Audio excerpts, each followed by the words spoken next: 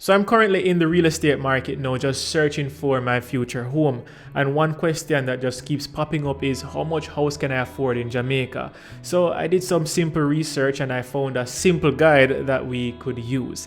So thanks to JMMB for partnering with me on this video so that we could all be future homeowners. Alright, so buying a house in Jamaica is one of the biggest decisions that you'll ever make in your life, and understanding what you can afford is key to making a smart purchase. Now, the Jamaican housing market has its own unique dynamics, so I'll break it down step by step in this video. So first off, you're going to need to consider your income and expenses, and this might sound obvious to a lot of people, but it is the foundation.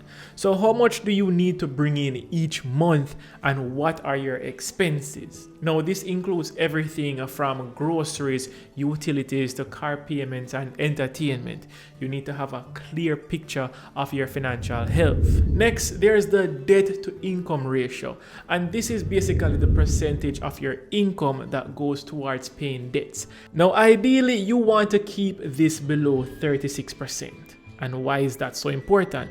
And the reason being is that lenders use this ratio to determine how much they're going to lend you or how much they're willing to lend you.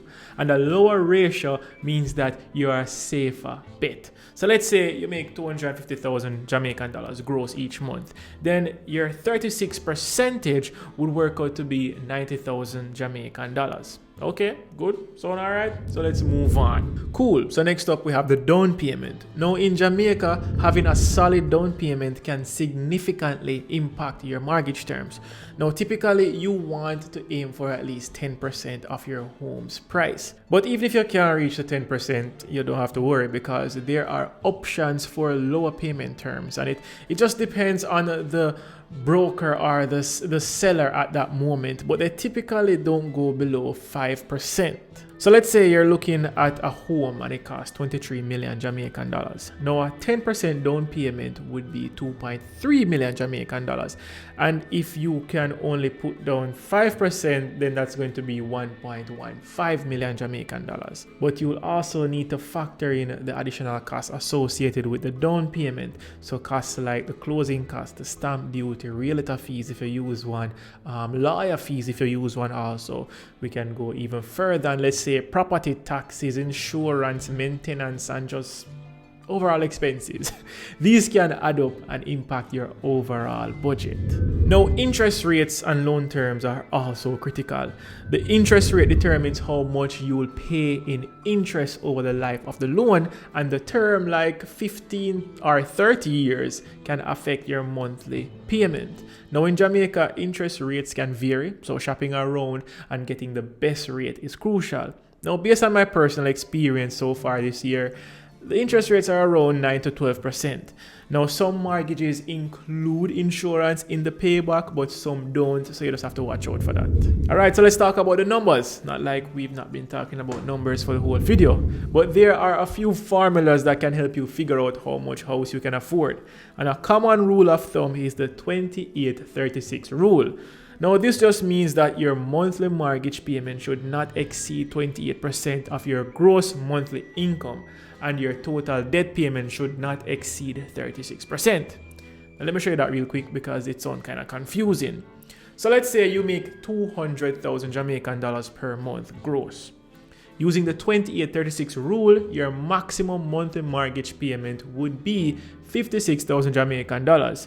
Now, if you have other debts like car loan or student loan, you'll need to factor those two into the overall 36%, because again, you don't want to exceed 36% in overall debt. Now, buying a house in Jamaica also means you're going to do your homework on the current real estate market. Research the areas you're interested in, understand the local real estate trends, and work with a knowledgeable real estate agent. They can provide insights to you that you might not find on your own. And don't just take their word for it. Visit the neighborhoods and attend open houses, service lots, and just get a feel for what's available. So you know, say, I love the scenario thing because it makes people understand it even better. So I'm going to introduce you to 3 of my friends, and we're going to see how different their financial situations can affect the house price and the ranges that they can afford. So scenario 1, this is the conservative buyer right now, and his name is John, and John is 30 years old. He's a first-time home buyer, and he makes like 3.6 million Jamaican dollars per year, which works out to 300,000 per month. Now he has minimal debt with monthly obligations of 24,000 Jamaican dollars for a car loan, and he saved up 1 million Jamaican dollars for the down payment of his house. Now if we use the 28-36 rule and factor in John's debt, then John can afford a house with a mortgage of 84,000 Jamaican dollars per month max. But now if we use the affordability standard that says you shouldn't exceed a house valued 3 to 5 times your yearly salary, he would end up with a house that is valued around 10.8 million to 18 million Jamaican dollars. For John, it's essential to consider not just the maximum amount that he can borrow, but also his lifestyle and future financial goals. Like, what if John want to leave room in a budget for emergencies, for future investments, or even starting a family? So by him being conservative with his estimate, John ensures that he won't be house poor, and he will have the flexibility to enjoy other aspects of life. But if this is not taking it home for you and you want to understand it even further, let's go to scenario number 2. So next up we have the Smith family, and they are the family that has kids and have the life all figured out. And they have a combined annual income of 7.2 million Jamaican dollars or 600,000 Jamaican dollars per month. So they currently have a monthly debt obligation of 150,000 Jamaican dollars, but they have managed to save up $3 million for their house down payment. Now, with their current income and debt levels, they can afford a mortgage of 168,000 Jamaican dollars per month, and that means that they could afford a house that's priced between 21.6 million to 36 million Jamaican dollars.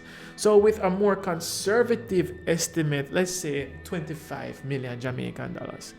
The Smiths, they need to consider additional costs that come with having children, such as education, healthcare, and everyday expenses. They might also want to think about the location of their new home in terms of the proximity to good schools and just overall safe neighborhoods.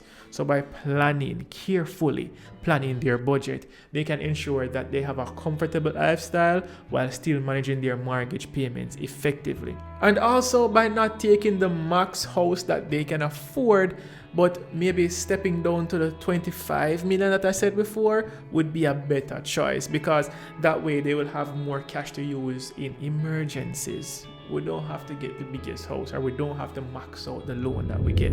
And scenario number 3, my big friend Susan. I'm trying to be like her because Susan makes 12 million Jamaican dollars per year, which works out to 1 million Jamaican dollars per month. Now, she has no significant debt, and she has saved up 5 million Jamaican dollars for her down payment. So realistically, Susan can afford a mortgage of 280,000 Jamaican dollars per month and a house that's priced between 36 million Jamaican dollars to 60 million Jamaican dollars per month. But she wants to be conservative, so she has to settle around the 42 million range. Now, my points for Susan is that her high income and lack of debt will give her more flexibility in choosing a home. We see that clear as day. However, she should still consider her long-term financial goals, such as retirement savings, possible investments, and even travel and just leisure. You have to enjoy that money.